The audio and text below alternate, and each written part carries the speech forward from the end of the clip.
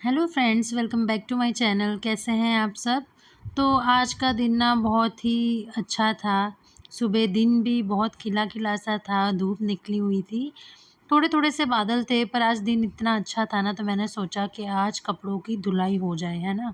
तो मौसम अच्छा होता है ना, तो हम सोचते हैं फटाफट सारे कपड़े धो के सूख जाए ना, तो हमारी टेंशन छुट्टी हो जाती है। क्योंकि बादलों वाला मौसम जब भी रहता है, पिछले 3-4 दिनों से रेगुलर बारिश हो रही है, तो कपड़े ना शाम शाम को ही धुलते थे। तो आज मॉर्निंग में ही मैंने सोचा कपड़े लगा दिए जाए, और मैंने ना आज बेडशीट भी निकाली थी, क्योंकि वो भी निकालनी थी, और दूसरी भी मेरे ओढ़ने की जो बेडशीट होती है वो भी धुलने वाली हो रही रही थी मेरी। तो सोचा कि आज अच्छा दिन खुला-खुला सा है, धूप भी निकली है, तो फटाफट कपड़े वॉश किए जाए। तो यहाँ पे मैंने मशीन लगा दी है, और कपड़े 2 बारी के थे, पहले मैंने 1 बारी के कपड़े वॉश के लिए डाल दिए हैं, और बेडशीट वग़ैरह उतार के फिर मैं दूसरे कपड़े भी डाल दूँगी। तो बस यहाँ पे ये वही वाला दिन है जिस दिन मैंने आपको योगा वाला रूटीन भी शेयर किया था। तो उसके बाद मेरे छोले भी उबल गए थे, तो उसको तड़का लगाना था, और आज छोले-चावल लंच में बनाने वाली थी। और बेडशीट ना वैसे इतनी गंदी नहीं होती, पर मिट्टी आप लोगों को जैसे पता है आस-पास में बहुत कंस्ट्रक्शन वर्क चलता है ना, तो मिट्टी बहुत ही ज़्यादा आती है। तो इस वजह से 2-3 दिन में ही तो चेंज करनी ही पड़ती है। तो वॉश भी बहुत जल्दी हो जाती है, क्योंकि इतनी गंदी नहीं होती।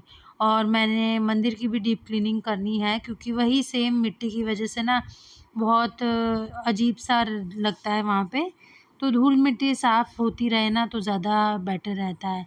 तो बस यहाँ पे बेडशीट चेंज करने के बाद मैंने तड़का लगा दिया था छोले को, और छोले भी बन के रेडी हो गए हैं।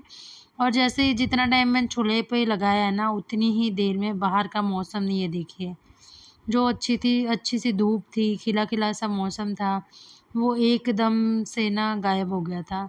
और ये जो सामने जो कंस्ट्रक्शन का वर्क चल रहा है ना, उसकी वज़ह से इतनी ज़्यादा मिट्टी हो जाती है ना, कि इतनी तेज़ हवा चल भी नहीं रही होती है, उतनी ज़्यादा ही मिट्टी आ जाती है। तो थोड़े बहुत कपड़े सूख गए थे, और मैंने स्टैंड अंदर ले लिया था। जो कपड़े नहीं सूखे थे, तो वो सब अंदर ही गीले कपड़े ही हो रहे थे सारे। तो बस मैंने सोचा कि अंदर ले लिया जाए, तो दोपहर को सोते टाइम तक हो ही जाएँगे। तो बस यहाँ पे फ़ैन ऑन कर दिया था, और शाम की चाय पीने के बाद मौसम अच्छा हो गया था ना, तो सोचा कि बाहर एक राउंड लगाया जाए। खुश। क्या कहाँ जा रहे हो मुझे लेके, यही समझ में नहीं आ रही बात। ओके।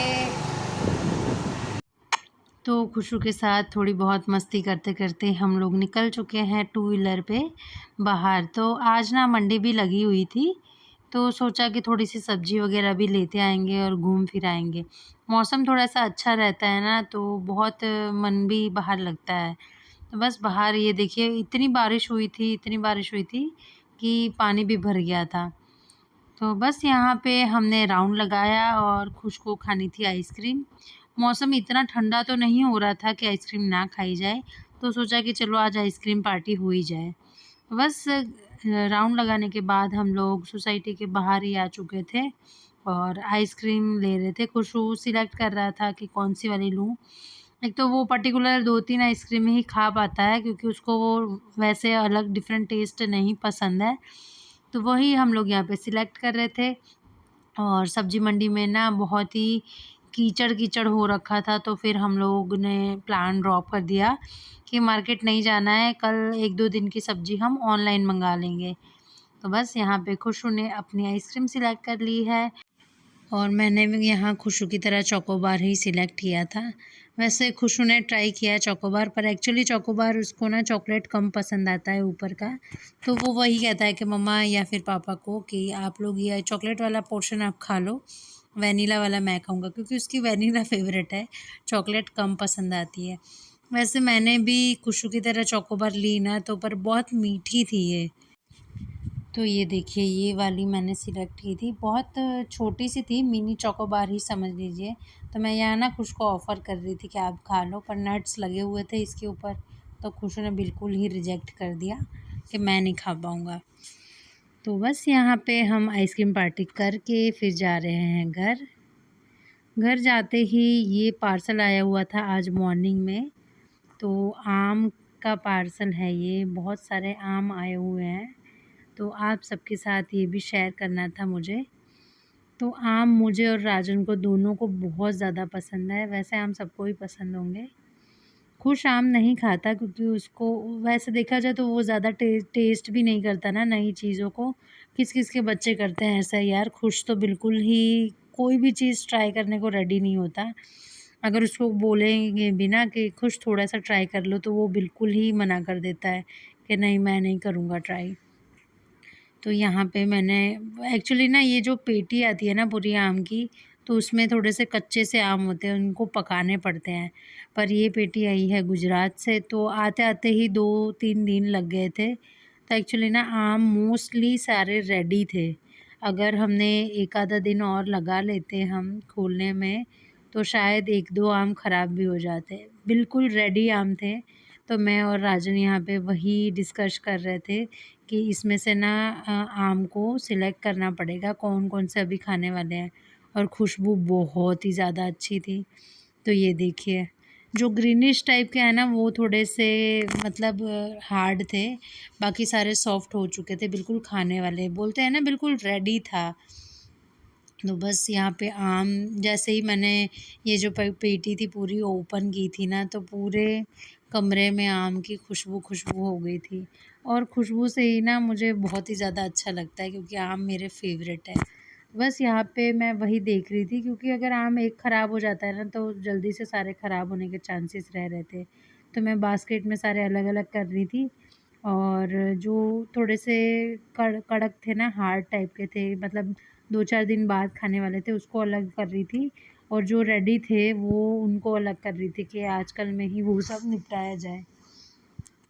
तो बस यहाँ पे सारा पैकेट खोल के सारे बास्केट में डिफ़रेंट जगह पे रख के जो आइडिया आ जाए उसी तरीके से मैंने रख दिए थे। और कच्चे आम की ना मैं चटनी भी बहुत ही जल्दी बनाऊँगी, वो भी आप सबके साथ मैं शेयर करूँगी। तो वो भी बहुत अच्छी लगती है मुझे। एक तो प्याज के साथ भी बनती है, कच्चे प्याज के साथ कच्चे आम की चटनी। और एक होती है जो खट्टी मीठी सी होती है, जो मतलब पकानी पड़ती है। एक कच्ची होती है और एक पकानी पड़ती है। तो दोनों ही मैं बहुत जल्दी आप सबके साथ शेयर करूँगी। और ये देखिए पैकेट अब मैं बाहर जाने दूँगी और मैंगो में रख दूँगी अंदर फ्रिज में। तो रेडी ऑलमोस्ट हो चुका है। और आज ना खुशू के स्कूल में भी मदर्स डे का थोड़ी बहुत एक्टिविटीज़ थी, तो वो भी मैं आप सबके साथ शेयर करने जा रही हूँ। तो खुशू भी बहुत अच्छे से वो सब चीज़ों में पार्टिसिपेट करता है। कैसे बनाया था ये, मुझे ये बताओ।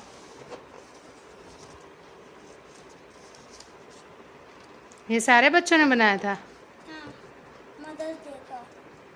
कौन से डे का? Mother's day. आपने किसके लिए बनाया ये? मम्मा के लिए। क्यों? मदर्स डे है ना। अच्छा, मदर्स डे इसलिए मम्मा के लिए बनाया आपने। और फादर्स डे पे किसके लिए बनाओगे? पता ही नहीं मैम। फादर्स डे पे फादर के लिए बनाते हैं। आपके फादर कौन है? पापा?